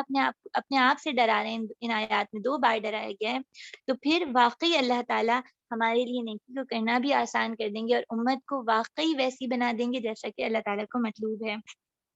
پھر پیاری بہنوں، انہی آیات کے ساتھ اللہ تعالیٰ نے جوڑا ہے کہ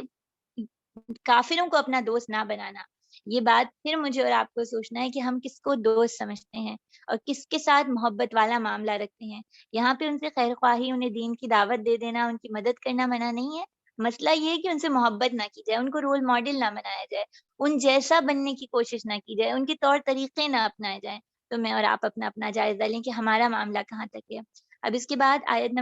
رکوع نمبر 4، 5 اور 6 ہمارے پاس ہے، اور اس کے اندر جو ہے وہ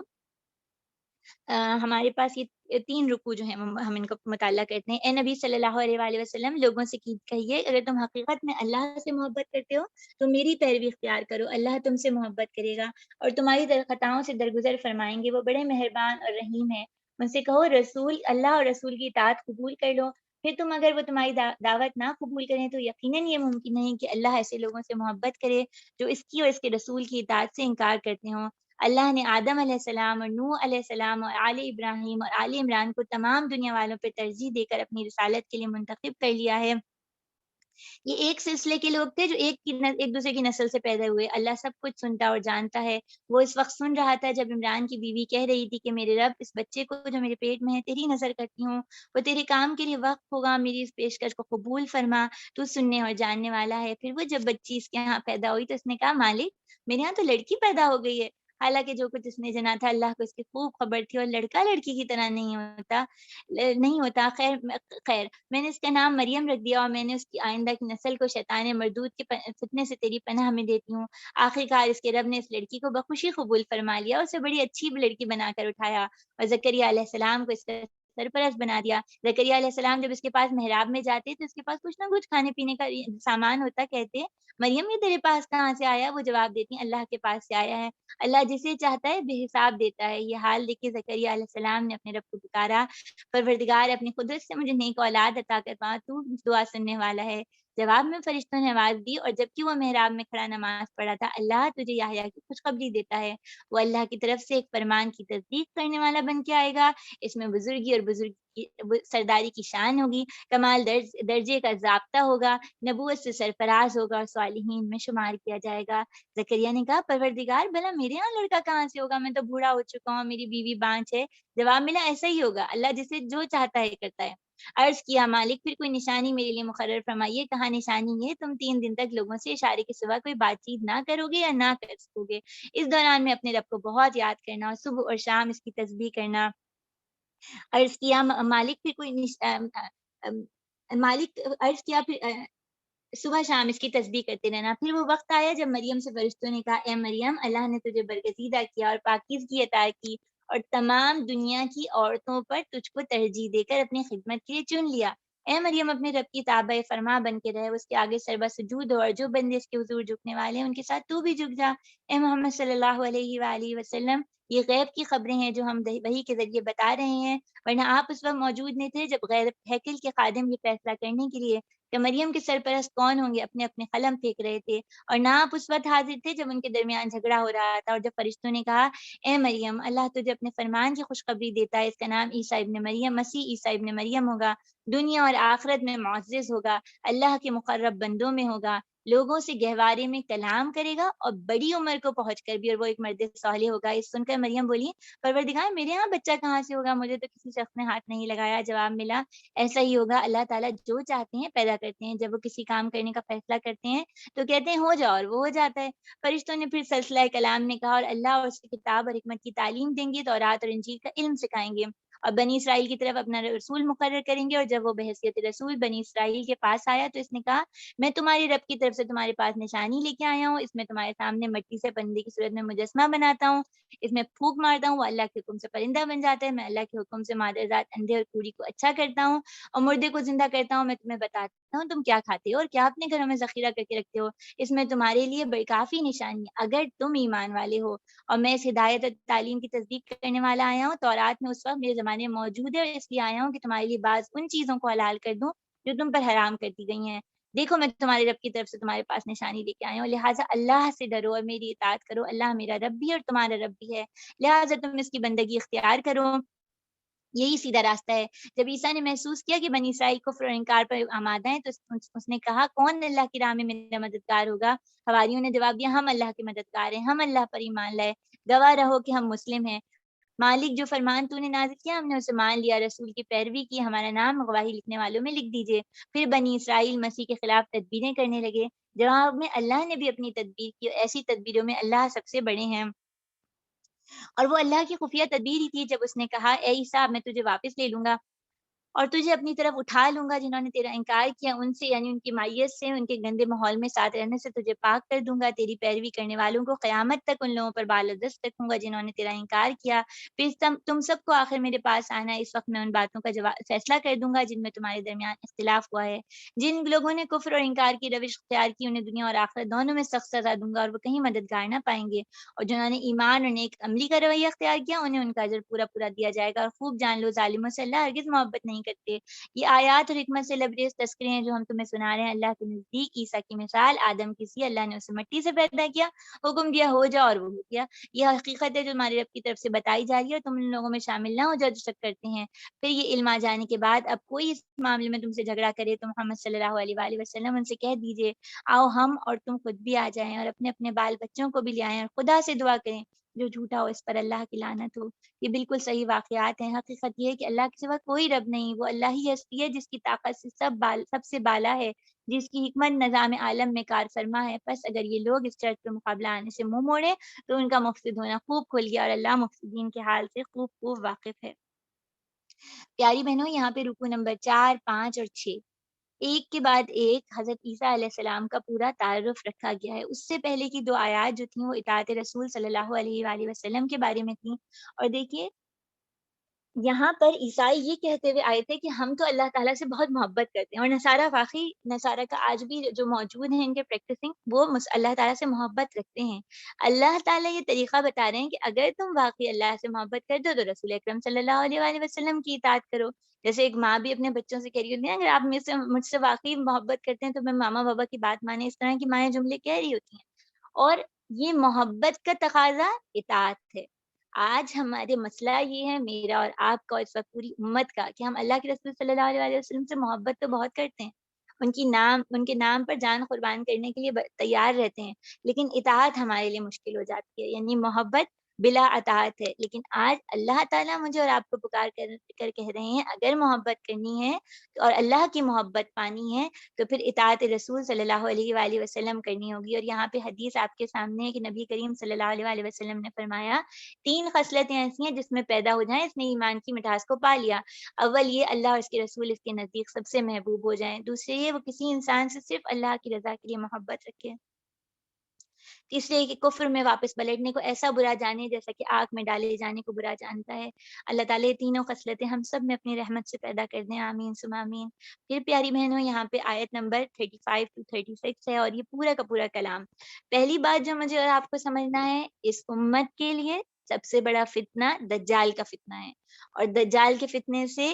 اس سے لڑنے کے لیے حضرت عیسیٰ علیہ السلام آئیں گے۔ حضرت عیسیٰ علیہ السلام کے آنے کے بارے میں تقریباً 70 اور کچھ جگہ پہ آتے ہیں 80-90 کے قریب احادیث بہت وضاحت کے ساتھ، ان کا لباس، ان کی خط کام خات، یعنی ان کی جو کیا کہتے ہیں پوری جو ان کی پرسنالٹی، جو ان کی جو پوری شبیہ ہے، وہ اللہ کے رسول صلی اللہ علیہ وآلہ وسلم نے احادیث کے ذریعے ہمارے سامنے پہنچا دی ہے۔ کیوں؟ تاکہ جب دجال آئے تو اس وقت تک لوگوں کو یہ پہچان ہو کہ کون حضرت عیسیٰ علیہ السلام ہے۔ اور جیسے کہ آپ نے فتنہ قادیانیت کے بارے میں سنا ہوگا، تو ایسے لوگ اٹھتے رہے ہیں فساد برپا کرنے کے لیے، جو دعویٰ کرتے ہیں کہ ہم حضرت عیسیٰ ہیں، تو ان کو کریکٹ کرنے کے لیے اور یہ بتانے کی کہ ویسے ہو نہیں سکتے۔ ہمارے پاس پورا دیکھیں، ان کی نانی سے لے کے ان کے خالو، ان کا پورا خاندان، ان کی پیدائش، ایک ایک مرحلہ اللہ تعالیٰ نے مستقل تقریباً 22 کے قریب آیات ہیں جو میرے اور آپ کے سامنے رکھی ہیں، اور اسی طرح اور مقامات پہ بھی ذکر آئے گا۔ تو اس چیز کو سمجھنا ہے ہمیں۔ اور یہاں پر سب سے پہلے ہم دیکھتے ہیں حضرت مریم علیہ السلام کی جو والدہ ہیں، ان کا رویہ کیسا ہے نا، یعنی جب ان کو خوشخبری ملتی ہے کہ ان کے پاس جو ہے وہ اولاد آنے والی ہے، تو اس کے بعد ہم اپنا بھی دیکھیں ہمارے ہاں کیا رویہ ہوتا ہے، ان کا کیا رویہ ہے۔ وہ جو ان کی سب سے بڑی پونجی ہے، کہا جاتا ہے حضرت مریم کے والد کا بھی انتقال ہو گیا تھا، تو بیوہ ماں کے لیے بہت قیمتی ہوتی ہے نا اولاد۔ اسی اولاد کو وہ اللہ نے خوشخبری دی، اللہ کے دین کے لیے لگا رہے ہیں۔ یہ ان کا طریقہ ہے، مجھے اور آپ کو بھی سیکھنا ہے۔ میں بھی اور آپ بھی خواہش کریں کہ اگر ہماری اولاد ابھی ہے تو اس کے لیے یعنی ہمارے پاس جو ہمارے خاندان میں موجود ہے، اور اس کے لیے ہم اللہ سے خواہش کریں اور اللہ سے دعا بھی کریں کہ اللہ ہم اس کو اپنے آپ کے دین سیکھنے والے اور دین کو پھیلانے والوں میں شامل کریں گے، اور اللہ کے دین کے لیے سب سے بہترین بچے کو لگائیے۔ اللہ تعالیٰ بھی بہترین بدلہ آپ کو دنیا میں بھی دیں گے اور آخرت میں بھی اس کا نتیجہ ملے گا انشاءاللہ تعالیٰ۔ پھر اسی طرح دیکھتے ہیں کہ ہم حضرت مریم علیہ السلام جو ہے نا، ان کی والدہ کا رویہ کیا دیکھتے ہیں۔ خواہش ان کی یہ تھی کہ بیٹا ہوگا اور اس کو میں جو ہوں وہ اللہ کی راہ میں، یعنی اللہ کی وہ عبادت کریں گے جس طرح کے اس دور کا طریقہ تھا، لیکن نتیجہ ویسا نہیں آتا نا، جیسی ان کی خواہش ہوتی ہے، جیسی انہوں نے اللہ تعالیٰ کو دعا کی ہوتی ہے، ویسا تو نہیں آتا۔ تو اب اس کے بعد جو ان کا رویہ کیا ہے کہ یعنی 9 مہینے انہوں نے خواب بنا ہوگا، ایک سوچا ہوگا، کچھ پلان کیا ہوگا، اب نتیجہ نہیں آتا، لیکن بس ایک جملہ ہے اور بات ختم کر کے جو ارادہ کیا تھا اسے پورا کر دیا۔ ارادے کی پکی تھیں، تو میں اور آپ بھی ذرا ارادے کے پکے بنے۔ بعض دفعہ ہم جو کوشش کر رہے ہوتے ہیں نتیجہ ویسا نہیں آ رہا ہوتا، رزلٹ نہیں آ رہا ہوتا، اور ہم نا امید ہو کے بیٹھ جاتے ہیں۔ یا بعض دفعہ ہم سوچ رہے ہوتے ہیں اتنا سا کام ہے، اس کی کیا، یعنی بعض دفعہ کسی کو ایک میسج کر دینا یہ بہت بڑی نیکی ہوتی ہے، اور ہم سوچ رہے ہوتے ہیں یہ کیا، یہ تو ایک معمولی سی چیز ہے۔ لیکن اسی طرح انہوں نے یہ جملہ جو کہا نا، یہ تو بیٹی ہے، یعنی بیٹی کیسے وہ کام کرے گی جو بیٹا کر سکتا ہے؟ اللہ تعالیٰ نے بتایا بیٹی ہی تو وہ کام کرے گی، یعنی حضرت عیسیٰ کی ولادت اسی کے ذریعے ہو سکتی ہے، اللہ تعالیٰ یہ کام اسی سے لیں گے۔ تو کسی معمولی بھی چیز کو جو اللہ کی راہ میں آپ کرنا چاہتی ہوں خالص نیت کے ساتھ، اس کو میں اور آپ معمولی نہ سمجھیں۔ پھر اسی طرح یہ بھی دیکھیے حضرت مریم علیہ السلام کے رویے میں کہ جب ان کی اولاد پیدا ہوتی ہے تو فوراً انہیں اس بات کی فکر ہوتی ہے کہ شیطان کا حصہ نہ نکل آئے، اور اولاد کے ساتھ نسلوں کی، یعنی وہ پوری ذریت کے لیے دعا کرتی ہے نا، اور ہمیں نبی کریم صلی اللہ علیہ وآلہ وسلم نے بھی دعا سکھائی ہے اور بتائی ہے جب میاں بیوی کے ملاپ کے وقت، وہ ہمیں یاد بھی کرنی چاہیے. گھر میں اگر کسی کی شادی ہو رہی ہے تو اس کو بھی یاد کروانی چاہیے. شیطان سے نسل کی حفاظت، کیسی کیسی شخصیت اور کیسا مزاج ہمارے سامنے آ رہا ہے. میں اور آپ ویکسینیشن کے کارڈ کی تو حفاظت کر لیتے ہیں کہ ہمارے بچے کی فلاں فلاں ویکسینیشن ہو جائے اور یہ پورا اپڈیٹ ہو، لیکن ایک بڑا دشمن جس کے بارے میں بار بار آ رہا ہے کہ اس کی پیروی نہ کرو، اس کے بارے میں ڈرانے اور بتانے اور محتاط ہونے سے رہ جاتے ہیں. تو اس چیز کو ہمیں کریکٹ کرنا ہے. پھر یہاں پہ دیکھیے، یہاں پہ حضرت زکریا علیہ السلام کا بھی ذکر آیا تھا. اور حضرت زکریا علیہ السلام کا ہم کیا رویہ دیکھتے ہیں کہ جب حضرت مریم کے پاس وہ جاتے تھے، بے موسم کے پھل تھے یا علم، یعنی علم ان کے پاس موجود تھا، دونوں صورت میں، یعنی ان کے پاس علم و حکمت انہیں نظر آتی تھی. دونوں صورت میں ایک پیغمبر کا رویہ ہمیں کیا نظر آتا ہے؟ دل میں حسد نہیں ہوتا، ناراض نہیں ہوتے. یہ نہیں کہتے مریم تم ہمارے لیے دعا کرو، کچھ بھی نہیں. باہر نکل کے خود ڈائریکٹ اپنے رب سے رجوع کرتے ہیں. مجھے اور آپ کو بھی جب دل کبھی چاہے کوئی چیز ہمیں آخرت کے حوالے سے اچھی لگے، کیونکہ حضرت زکریا کی دعا دیکھیے، دعا میں پورا کا پورا پوری کی پوری خواہش یہ کہ ایسی اولاد ہو جو صالح اور نیک ہو. تو جب ہمارے دل میں بھی کوئی ایسی خواہش آئے، ہمیں دل چاہے کہ ہم بھی ایسا کام کر لیں کہ یہ نعمت ہمیں میسر آ جائے، اس کے ذریعے ہم بھی اللہ کے دین کا کام کرنے کا ذریعہ بن سکتے ہیں، اللہ سے جڑنے کا ذریعہ بن سکتی ہے چیز، تو پھر فوراً اللہ سے چپکے سے دعا کیجیے. حضرت مریم کی والدہ بھی چپکے چپکے دعا کرنے والی تھی. میں اور آپ بھی ایسے ہی بن جائیں. اور پھر اس میں ایک اور چیز جو مجھے اور آپ کو دیکھنی ہے حضرت زکریا کے رویے میں، کہ جب ان کو خوشخبری ملتی ہے، ہم یہ سمجھتے ہیں خوشخبری، کوئی بھی گڈ نیوز مل جائے، کوئی اچھی چیز آ جائے تو یا تو محلے کو دکھا دیں. اب تو خیر محلہ پرانی بات ہو گئی. اب ہم یہ ہوتا ہے کہ سوشلی ہم اس کو کہیں کسی نہ کسی ایپ پہ جو ہے وہ اس کو کسی نہ کسی جگہ جو ہے اس کو ہم اناؤنس کر دیں کہ ہم نے فلاں جگہ کھانا کھائے، ہمیں فلاں چیز مل گئی ہے، فلاں کار آئی ہے، فلاں، یعنی جو جاب سے لے کر ڈگری سے لے کر بچے کی کامیابی سے لے کر کوئی ایکس وائی زی جو چیز آئے اس کا اسٹیٹس اپلوڈ کرنا دور جدید میں. یعنی اب تو یہ بھی حال ہو گیا ہے کہ اگر ٹیسٹ پازیٹیو آ جائے، خوشخبری آ جائے، تو لوگ جو ہیں وہ بیبی بوائے یا بیبی گرل کا چھوٹا سا شوز جو ہے وہ اپنے اس پہ اسٹیٹس پہ اپلوڈ کر دیتے ہیں تاکہ لوگوں کو خبر ہو جائے کہ بھئی اچھا ان کی گھر اب ولادت ہونے والی ہے. یعنی ابھی 9 مہینے گزرتے نہیں ہیں لیکن ایک دنیا کو خبر ہو جاتی ہے. حضرت زکریا کو اللہ تعالیٰ کیا سکھا رہے ہیں؟ ان کو سکھا رہے ہیں کہ یعنی اس کے بارے میں دونوں چیزیں آتی ہیں، یعنی وہ بات نہ کر سکے یا انہیں منع کیا گیا، لوگوں کو بتانے کے بعد جس نے نعمت دی ہے نا اسی سے رجوع کیا گیا، اسی سے کلام کر رہے ہیں، اسی کا شکر ادا کر رہے ہیں، اسی کا ذکر کر رہے ہیں کہ وہی تو اس نعمت کو قائم رکھنے والا ہے. ہم نے یہ پورا مالک الملک والی جو تمام آیت ہے اس سے ہم نے یہی سیکھا ہے نا کہ وہی کائنات کو بچانے والا، چلانے والا، عزت اور ذلت دینے والا، کامیابی دینے والا ہے. تو میں اور آپ بھی ذرا خوشی کے آداب دیکھیں اور دیکھیں کہ ہمیں کیا کرنا چاہیے اور کیا ہم کر رہے ہیں اور کیا ہم آگے اپنے گھر والوں میں ٹرانسفر کر رہے ہیں. پھر اسی طرح یہاں پہ ہم یہ بھی دیکھیں گے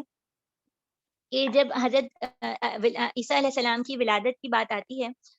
تو اچھا اس میں ہم نے ایک یہ چیز دیکھی کہ نصارہ نے جو الزامات حضرت عیسیٰ علیہ السلام کے اوپر لگائے تھے تو ان کو اللہ تعالیٰ نے یہاں پہ نا ان کی وضاحت کر دی. یعنی ان کے اوپر بہت برے برے الزام، آپ نے اگر سنا بھی ہوگا تو آپ کو پتا ہوگا یعنی یہودی اس کام میں زیادہ شامل تھے اور اس وقت کے بادشاہ کے پاس شکایت لے کے گئے تھے. اللہ تعالیٰ نے کہا ہے کہ ہم آپ کو ان تمام الزامات سے بری بھی کروا دیں گے. اور واقعتاً یہ قرآن ان الزامات سے صاف اور پاک کرتا ہے کہ حضرت عیسیٰ علیہ السلام اور حضرت یحییٰ پہ بھی انہوں نے الزام لگائے تھے. تو یہ دونوں ایسے کردار کے نہیں تھے. یہ قرآن مجید میرے اور آپ کے سامنے اس بات کی شہادت اور قیامت تک کی شہادت دی جاتی رہے گی. پھر یہاں پہ جس آیت پہ خصوصی طور پہ ہمیں غور کرنا ہے وہ یہاں یہ اللہ تعالیٰ نے کہا ہے کہ وہ گہوارے میں، یعنی بالکل جو جھولا ہوتا ہے اس میں بھی گفتگو کریں گے اور پختہ عمر میں بھی گفتگو کریں گے. حضرت عیسیٰ علیہ السلام جو ہیں ان کو اٹھا لیا گیا تھا پختہ عمر میں پہنچنے سے پہلے. اس کو دلیل کے طور پہ دیا جاتا ہے کیونکہ دیکھیے قرآن مجید میں جو بہت سے اس وقت ایک بڑا فتنہ، پہلے بھی آپ سے میں نے بات کی تھی کہ انکار حدیث کا ہے کہ قرآن مجید کو سمجھنے کے لیے ہمیں حدیث کی ضرورت نہیں. اور یہ لوگ در حقیقت قرآن کے اندر تبدیلی کرنا چاہتے ہیں. اس کا پہلی سیڑھی یہ ہے کہ ہم حدیث کا انکار کریں، بعد میں ہم قرآن میں من مرضی جو ہے اس کا مطلب نکالتے رہیں. تو ایسے لوگ وہ باقاعدہ یہ کہتے ہیں کہ ٹھیک ہے آپ قرآن مجید سے کوئی آیت، حدیث میں تو ہے حضرت عیسیٰ کے حلیے کے بارے میں اور سارا کہ وہ آئیں گے،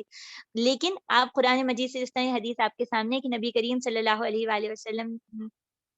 نے فرمایا کہ اس ذات کی قسم جس کے ہاتھ میں میری جان ہے، وہ زمانہ آنے والا ہے جب ابن مریم عیسیٰ علیہ السلام تم میں ایک عادل اور منصف حاکم کی حیثیت سے اتریں گے. وہ صلیب کو توڑیں گے، سورر کو ماریں گے اور جزیے کو ختم کریں گے. اس وقت مال کی اتنی زیادتی ہوگی کہ کوئی لینے والا نہ ہوگا. اس طرح حدیث ہمارے پاس بکثرت موجود ہیں.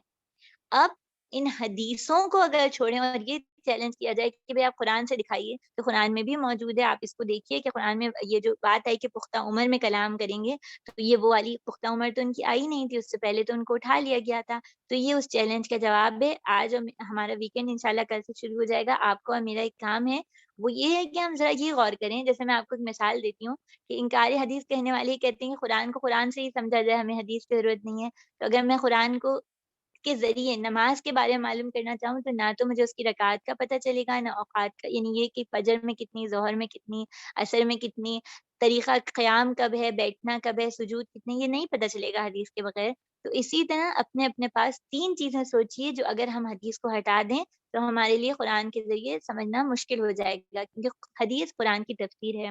پھر اسی طرح یہاں پر ایک وہ چیز غور کیجیے کہ یہاں پہ جو کن فیکون ہے کہ اللہ تعالیٰ کہتے ہیں ہو اور ہو جاتا ہے، اس کا کئی بار ذکر آیا۔ اور 1 منٹ میں ٹائم، اس کا بھی کئی بار ذکر آیا، اور اس بات پر اپنے پاس ہائی لائٹ کیجیے۔ آج بھی دنیا جس طرح بدل رہی ہے اور کل بھی جس طرح بدلے گی، اور دور میں جو کچھ آنے والا ہے، اس وقت میرا اور آپ کے سکون اور اطمینان کے لیے یہ کن فیکون کا کلمہ بہت ضروری ہے۔ اس پہ غور کریے کہ اس پہ یقین رکھنے کے بعد میری شخصیت میں کیا کیا تبدیلی آ سکتی ہے اور آنی چاہیے۔ پھر اسی طرح ہم حضرت عیسیٰ علیہ السلام کا ایک یہ دیکھتے ہیں، رویہ دیکھتے ہیں، اور یہ بہت خوبصورت رویہ ہے جو مجھے اور آپ کو اپنی زندگی میں سیکھنا ہے کہ اتنے بڑے بڑے معجزے ہیں، بالکل مادرزاد اندھا ہے اس کو وہ صحیح کر دیتے ہیں، کوڑی کو صحیح کر دیتے ہیں، جو سفید داغوں والا ہے اس کو صحیح کر دیتے ہیں، لوگوں کو بتاتے ہیں تم لوگ کیا کھا کے آئے ہو، تمہارے گھروں میں کیا ہے، مردے کو زندہ کرتے ہیں۔ اتنے بڑے بڑے کام ہیں، لیکن کوئی یہ نہیں ہے کہ کیا کہتے ہیں یہ کام میں نے کیا، بلکہ وہ کہہ رہے ہیں اللہ کے اذن سے کر رہے ہیں۔ تو پھر میں اور آپ بھی سوچیں، ہم تو بہت سی چیزوں میں سوچتے ہیں کہ یہ کھانا جو میں نے پکایا ہے میری بہت اعلیٰ شان ہے، میرا علم بہت ہے، یا میں نے اولاد کی تربیت بہت اچھی لگی، میں گھر صاف رکھنے میں بہت ماہر ہوں، میں مینجمنٹ میں بہت ماہر ہوں۔ تو اپنی اپنی اسکلس کو اللہ کے حوالے سے دیکھیے، اللہ نے دیے تو ہم کر سکتے ہیں، ورنہ ہم کچھ بھی نہیں ہیں۔ پھر اسی طرح پیاری بہنوں، اس میں آخر میں بالکل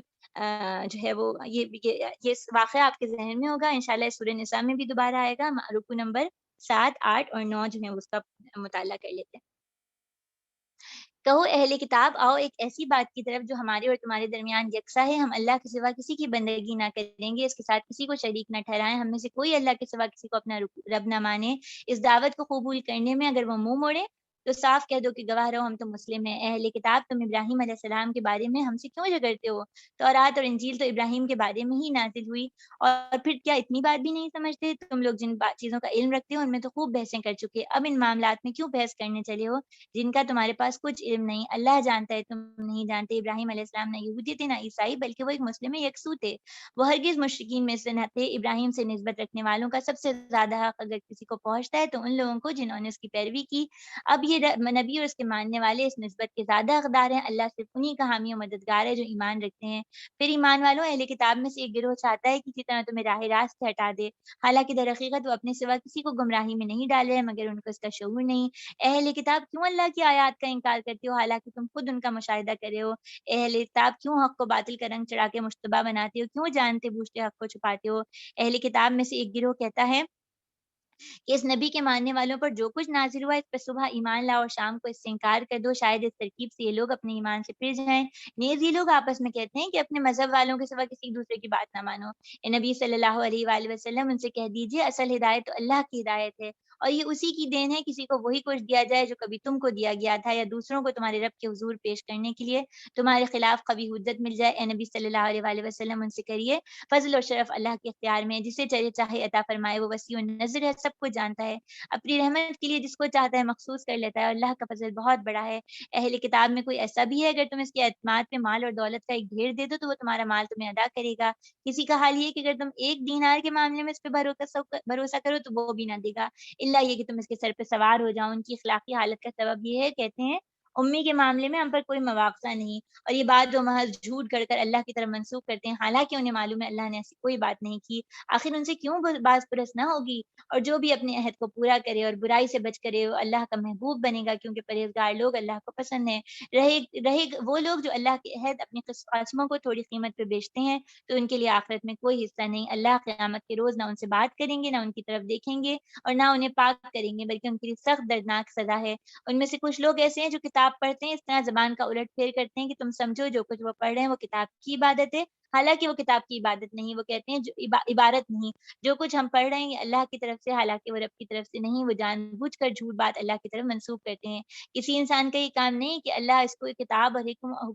حکمت اور نبوت عطا فرمائے، وہ لوگوں سے کہے کہ اللہ کے بجائے تم میرے بندے بن جاؤ، وہ تو یہی کہے گا کہ ربانی بنو، جیسے کہ اس کتاب کی تعلیم کا تقاضا ہے جسے تم پڑھتے ہو۔ وہ تم سے ہرگز یہ نہ کہے گا کہ فرشتوں یا پیغمبروں کو اپنا رب بنا لو۔ کیا یہ ممکن ہے ایک نبی تمہیں کفر کا حکم دے جبکہ تم مسلم ہو؟ یاد کرو اللہ نے پیغمبروں سے عہد لیا تھا کہ آج ہم نے تمہیں کتاب اور حکمت و دانش سے نوازا ہے، کل اگر کوئی دوسرا رسول تمہارے پاس اس تعلیم کی تصدیق کرتا ہوا آئے جو پہلے سے تمہارے پاس موجود ہے تو تم اس پر ایمان لانا ہوگا، اس کی مدد کرنی ہوگی۔ یہ ارشاد فرما کے اللہ نے پوچھا کیا تم اس اقرار کرتے ہو، اس پر میری طرف سے عہد کی بھاری ذمہ داری اٹھاتے ہو؟ انہوں نے کہا ہاں ہم اقرار کرتے ہیں۔ اللہ نے فرمایا اچھا تو گواہ رہو اور میں بھی تمہارے ساتھ گواہ ہوں۔ اس کے بعد جو عہد سے پھرے وہی فاسق ہے۔ اب کیا یہ لوگ اللہ کی اطاعت کا طریقہ چھوڑ کر کوئی اور طریقہ اپنانا چاہتے ہیں؟ حالانکہ آسمان اور زمین کی ساری چیزیں چاروں ناچار اللہ کی تابع فرمائے مسلمان ہیں، اسی کی طرف سب کو پلٹنا ہے۔ نبی صلی اللہ علیہ وآلہ وسلم کہیے ہم اللہ کو مانتے ہیں، تعلیم کو مانتے ہیں جو ہم پر نازل کی، ان تعلیم کو بھی مانتے ہیں جو ابراہیم علیہ السلام، اسماعیل علیہ السلام، اسحاق علیہ السلام، یعقوب علیہ السلام اور اولاد یعقوب پہ نازل ہوئی ہدایات پر بھی ایمان رکھتے ہیں جو موسیٰ، عیسیٰ اور دوسرے پیغمبروں کو ان کے رب کی طرف سے دی۔ ہم ان کے درمیان فرق نہیں رکھتے، ہم اللہ کے تابع فرما ہیں۔ اس فرما برداری کے سوا جو شخص کوئی اور طریقہ اختیار کرنا چاہے اس کا طریقہ ہرگز قبول نہ کیا جائے گا، آخرت میں وہ ناکام و نامراد رہے گا۔ کیسے ہو سکتا ہے اللہ ان لوگوں کو ہدایت بخشے جنہوں نے نعمت ایمان پانے کے بعد کفر اختیار کیا، حالانکہ وہ خود اس بات پہ گواہی دے چکے ہیں کہ رسول حق پر ہے اور ان کے پاس روشن نشانیاں ہیں۔ اللہ ظالموں کو ہدایت نہیں دیتے، ان کے ظلم کا بدلہ یہی ہے کہ ان پہ اللہ اور فرشتے اور تمام انسانوں کی پھٹکار ہو۔ اس حالت میں وہ ہمیشہ رہیں گے، نہ ان کی سزا میں تخفیف ہوگی نہ انہیں مہلت دی جائے گی۔ البتہ وہ لوگ بچ جائیں گے جو اس کے بعد توبہ کر کے اپنے طرز عمل کی اصلاح کریں۔ اللہ بخشنے والا اور رحم فرمانے والا ہے۔ مگر جن لوگوں نے ایمان لانے کے بعد کفر کیا پھر کفر میں بڑھتے چلے گئے ان کی توبہ قبول نہیں ہوگی، ایسے لوگ تو پکے گمراہ ہیں۔ یقین رکھو جن لوگوں نے کفر اختیار کیا، کفر کی حالت میں جان دی، ان میں سے کوئی اپنے آپ کو عذاب سے بچانے کے لیے روئے زمین بھر کا بھی فدیہ دے دے تو قبول نہ کیا جائے گا۔ ایسے لوگوں کے لیے دردناک سزا تیار ہے اور اس میں کبھی مددگار نہیں پائیں گے۔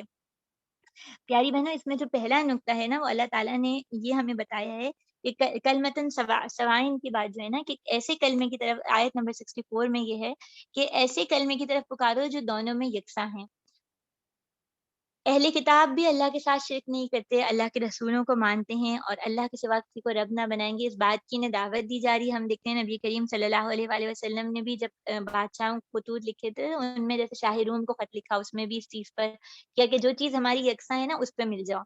یعنی آپ دیکھیے جیسے جیکٹ کو بند کرنا ہوتا ہے تو جہاں سے زپ کے جڑنے والا پوائنٹ ہوتا ہے وہاں سے زپ کو بند کر کے ہم اوپر لے جاتے ہیں۔ تو جب معاملات میں آپس میں اصلاح کرنی ہو تو ان چیزوں پہ بات کرنی چاہیے جو یکساں ہوں، اور یہ ہر معاملے میں آپ دیکھیں سسرالی معاملات ہوں، کسی کے گھر جا کے ہو، بچوں کی تربیت میں ہو، عموماً ہم ایسے جملے اس طرح کے کہہ رہے ہوتے ہیں ہمارے ہاں تو ایسے نہیں ہوتا اور ہمارے ہاں تو یہ ہوتا ہے اور یہ نہیں ہوتا، یا بچوں سے ہمارے وقت میں تو ایسا نہیں ہوتا تھا اور ہم تو ایسے نہیں تھے۔ تو اس سے بہتر کلام کا طریقہ یہ ہے کہ پہلے اپنا یکساں سیم گراؤنڈ ڈھونڈیں کہ ہاں ہمیں بھی یہ چیلنجز تھے یا ہمارے گھر بھی یہ والی چیز ہمارے اور آپ کے گھر میں یکساں ہوتی ہے، یکساں سملر پوائنٹس ڈھونڈیں، سیم گراؤنڈ ڈھونڈیں اور اس کامن گراؤنڈ پہ پھر بات کریں تو انشاءاللہ تعالیٰ اس سے دلوں میں جگہ بنتی ہے۔ پھر اسی طرح ہم یہاں پہ آیت نمبر 67 میں دیکھ رہے ہیں کہ حضرت ابراہیم علیہ السلام کے بارے میں خصوصی طور پہ حنیف کا لفظ آیا کہ وہ حنیفاً مسلمہ تھے۔